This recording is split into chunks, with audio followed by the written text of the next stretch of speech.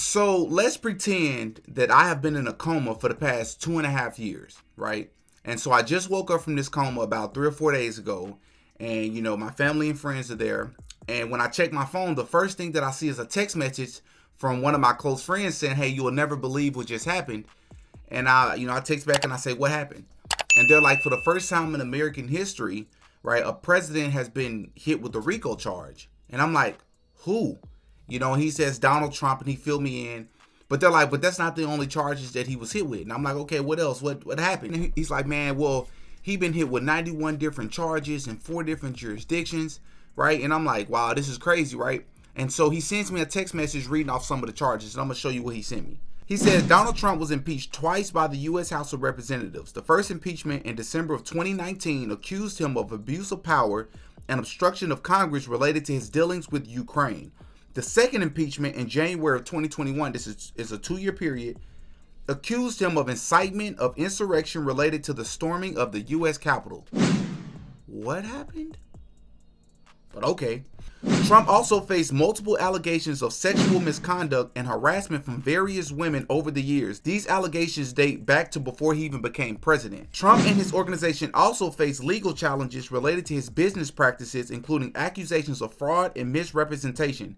These cases include investigations into the Trump organization's financial dealings. Trump also resisted calls to release his tax returns, which led to legal battles and investigations related to his financial disclosures and potential tax-related issues, right? And so my mind is blown. And then I had a friend that I know is more conservative or right-leaning. I reached out to them, and I'm like, and I'm hearing all these things about Trump, and they're like, oh man, don't believe that, bro. They're trying to set him up. And I'm like, set him up?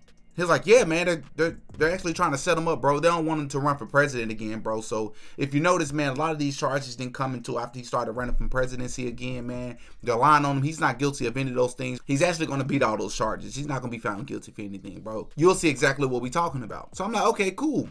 And even after seeing the freaking Donald Trump mugshot, which is freaking insane, like, look at that, bro. And a lot of people are saying that he rehearsed for this mugshot. So let's pretend that you watching right now, you're my conservative or Trump supporter friend. I have some questions for you, right? As somebody who's non-Republican, non-Democrat, non-conservative, non-liberal, I'm neither. Let's say that I'm coming from a completely unbiased perspective as somebody who just woke up from a coma. These are some questions that I have for you, and all I ask is that you answer these questions for me. Is it possible that Donald Trump is actually not a victim and that the system is actually not rigged against Donald Trump the way in which a lot of you conservatives would like to argue, and that in fact the system is actually rigged in favor of Donald Trump more so than not?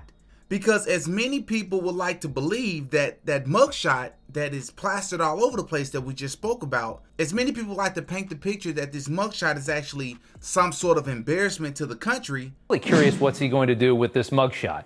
I think he should just smile ear to ear as just the biggest middle finger right back at all of this. Well, it will be the most famous mugshot in the history of the world. I think everyone can agree on that.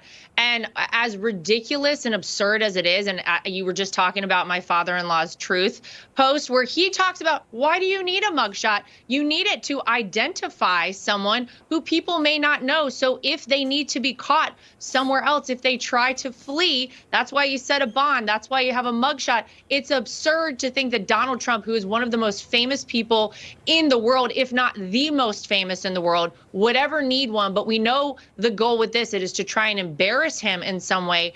But I think it's going to backfire on them just like everything else does, Rob. Many would argue that this mugshot is actually proof that the system is rigged in favor of people like Donald Trump, because despite the fact that he's being charged in 4 different counties or 4 different jurisdictions, he's only had to give one mugshot.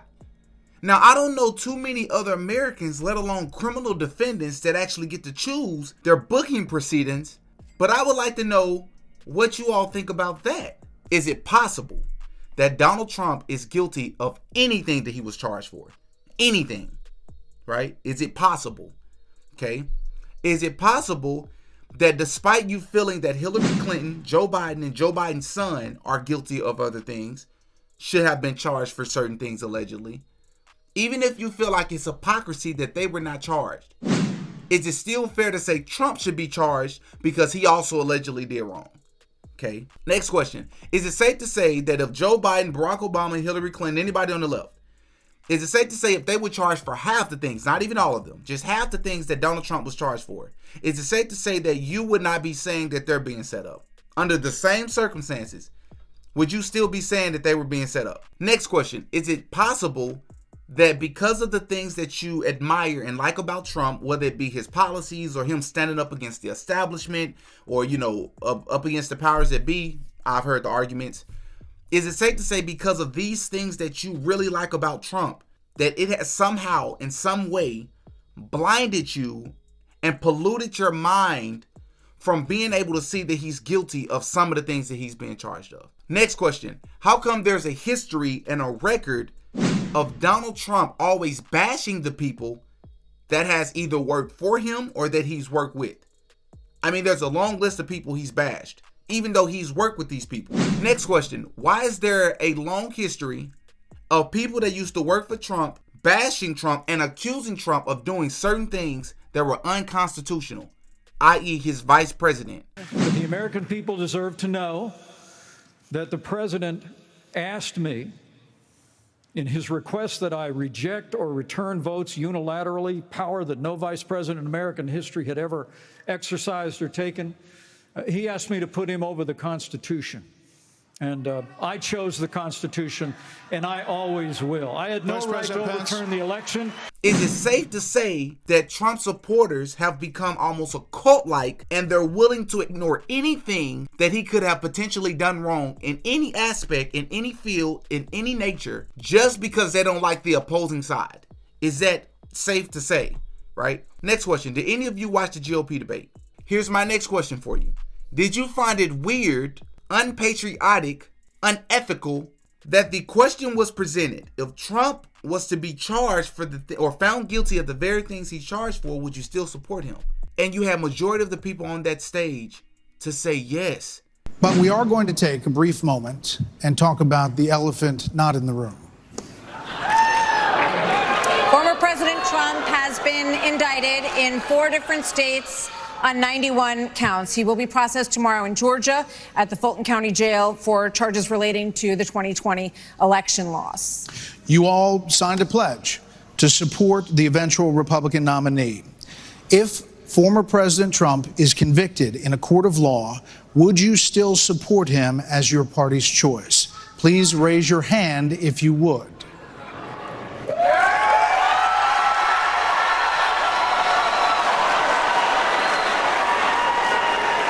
Just hold on. And if you notice, Ron DeSantis, a candidate a lot of you are, supporting, if you look here, you talk about not having a backbone.